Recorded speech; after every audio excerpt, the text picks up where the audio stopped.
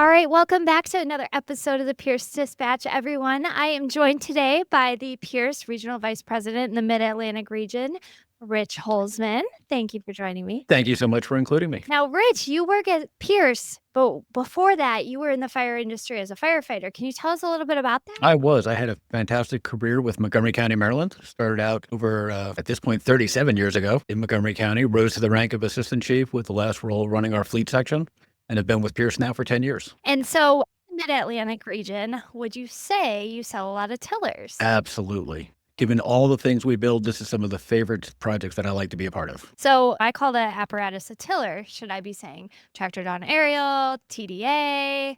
How should I be referencing? That is all of the above. Everybody will know what you're talking about. Is it specific to region? It can be. So certainly it's a tractor drawn aerial. We would consider it locally, Mm-hmm. but you'll have other parts that'll call it the tiller truck. It'll be that hook and ladder truck. It'll be all kinds of things that people will be thinking about it as. So I grew up in a small town in Wisconsin, and I had never seen a tiller before I started working here at Pierce. Tell me, what is a tiller? First, that's a deprived childhood, not getting to see one until now. So a tiller it's a tractor trailer that also has a steer axle in the rear. So the maneuverability, the compartmentation, the quick setup, it just combines all the best resources and a great ladder on top to be able to meet the needs of the fire service. So can you tell me, how does it work when it comes into operations for a fire department? What are they using it for? So certainly you'll be using it first for all of your firefighting and normal operations. So you've got a 107-foot ladder on top or a 100-foot ladder, depending on which option you choose. And certainly then you're able to set up the unit to meet all of your fireground needs, your rescue needs. It can be split both fire down one side, rescue down the other. So you're getting that combination opportunity to have almost two trucks in one. You've got over 600 cubic feet of storage. We've got up to 300 feet of ground ladders that can be put on it. So you've got everything there ready to go to work. And if you need to put a pump on it, we can even put a pump on it. So you said there's 600 cubic square feet of storage. Are departments filling every square foot of that? You'd be amazed at how much stuff people realize they can put on there. And so one of the things we always ask for is to make sure we know what your requirements are so that we can make sure that we're meeting the requirements for your weight capacity and those things. So working with your dealer and working with our team to understand what your needs are, what you're trying to accomplish, then we can help you lay out the right body to meet your needs. Absolutely. So I am a department and I've never had a tiller before. Why would I consider one? What are the benefits to me transitioning from maybe a standard stick or a platform? So with growth in certain communities, you have a lot of planned communities that are now getting tighter and less maneuverable. So your ability to bring equipment into an incident, manage getting to the scene based on how streets are laid out, how alleys are laid out, and those things, this unit gives you tremendous capability for maneuverability. And then also because of the equipment carrying capability, it might allow you to combine two vehicles into one. So let's say you had a smaller rescue truck and you had a ladder truck, and because of budget needs and those things, you really wanted to get that one truck that was going to fit all, you could do that with a tiller. That kind of reminds me of like a rescue pumper, why you would want a rescue pumper. Exactly. So you hit on the compartment space, you hit on maneuverability. Can you tell me about the setup a little bit? So the setup, nice part is it's a mid-mounted aerial. So you're positioning your turntable the same way you would for any mid-mount operation. You're getting to that corner of the building, you're getting to that middle of the building, you're setting your operation. The nice part is with our ascendant class aerial, you have that 60-degree jackknife capability to be able to get your full operational need to do it. You have one set of outriggers. So you're able to set this unit up quick and be fully operational in seconds. Did you have a tiller in your fleet in Montgomery? As a matter of fact, we did. We had a lot of them. Have you ever been tillerman? I have. What is it like sitting up there? What is the visibility like? So the visibility is great. It gives you a chance of being able to see what's coming. You're monitoring your driver up front. The nice part is when you have a great driver up front, when you're in the back, it's very easy to operate. And you can get into a good synchronized moment. You get relaxed with everybody. Everybody gets used to each other. So watching a great tiller crew operating is phenomenal, the way they can maneuver through and do it without speaking, without talking. They just know how each one is going to react. But when you're going down the road, you're constantly watching each side of the vehicle, what's going on, what's happening.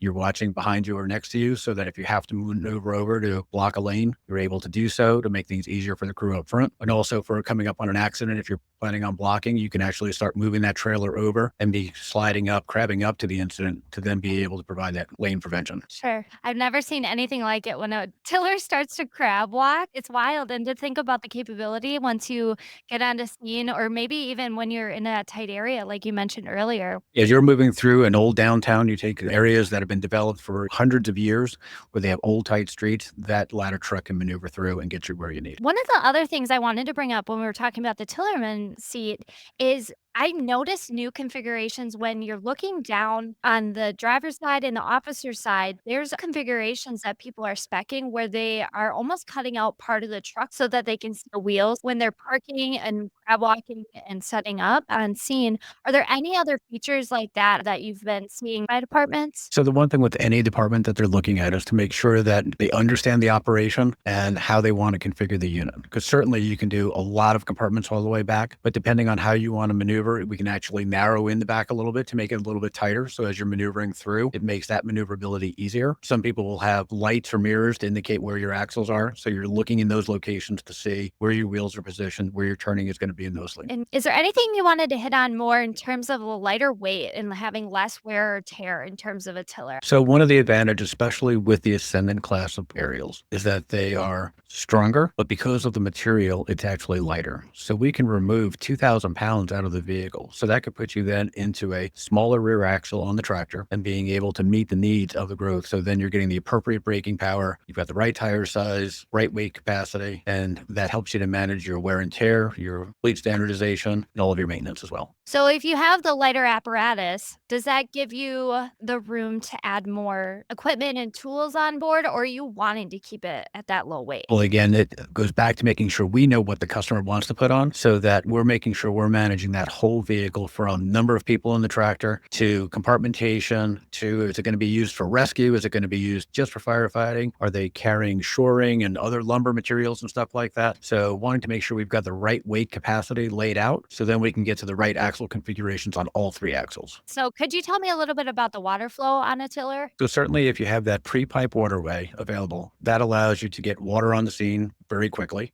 You can also use it as a flying standpipe if you needed to do that. But from a waterway perspective, we can float 1,500 gallons per minute and be able to still have strong weight carrying capacity. And we exceed everybody's opportunity there. To provide below grade, we can do a storefront blitz with the 107 ladder as well. So you get that 30-degree sweep if you had to position it for doing that. Again, it's a versatile tool to meet all the needs of any department. Sure. Is there anything you would want to share about the collision avoidance system on a tiller? So certainly with the 107 ladder and the ascendant class, because it is a multiplex aerial device, we can do a lot of things with that. So we can also set up for weight capacity if you want to do different tip loads. The ascendant ladder allows us to do that, whether you want to do a 750 tip load or a 500-pound tip load. Also depends on how you want your tip flow, whether it's wet or dry flowing. So we can adjust outrigger stance to do that. And then also your collision zones are set up so that ideally your operator at a turntable wouldn't be able to hit anything on a vehicle. So you wouldn't be able to come down on the tiller cab. You wouldn't accidentally be able to hit the body. And we can set that as part of the design. And then as part of the in-service training, we really work to dial that in with you so that we're giving you the maximum capability of the aerial within your configuration and also making sure that nobody's going to hit anything accidentally. Absolutely. And it just sounds like you're teeing them up for the most success with that system. And then could you tell me a little bit more about roll stability while we're on that topic? So we have roll stability, especially set up for the Tillerman as part of our features so that it is a vulnerable position. So our tiller cabs are crash tested to meet all the NFPA requirements there. And at the same time, we have the roll stability feature so that we're going to keep you tucked into that seat so that you don't go flying out. We know your seatbelt's going to be on at all times, and we're going to make sure that you stay there and that you're as safe as you can be because we know how vulnerable that position is. Absolutely. So how does a department know if a tiller is right for them? So for a department to know whether it was right for them, they'd really have to start out with what's their community, what are their needs, what's the service level that they're looking for, then the size of the building. Because certainly we want to make sure that it's going to fit. So you can always grow a station and make it longer. So you've got to make sure. And they run, from 55 feet and longer. So that 55 and a half feet, 56 feet, that's about the minimum we're able to really reach. And then you want to make sure it's also got the overhead height for the tiller cab as well. So knowing that box that it has to fit in, once it fits in there, then we can really work through laying out the equipment, laying out the compartmentation, getting ground ladder packages going. And that's the other nice part about this vehicle. It can carry a lot of ladders. When you can get over 300 feet of ground ladders on a unit, that's pretty impressive capability. When you're showing up and you've got a garden apartment on fire, you've got an office building or a house and those things, that you're able to get all those ground ladders in place so that crews are able to have their exits, have secondary entry points and those things into a building. And you can carry some of the longest ground ladders out there on the Vanguard side as well. The other part is to make sure that as part of the process, if you didn't have one before, make sure you plan for a really good, vigorous training program so that you're front end drivers and your tiller drivers get that opportunity to be well versed and ready and prepared to be able to meet. And there's a lot of great offerings out there to be able to support that.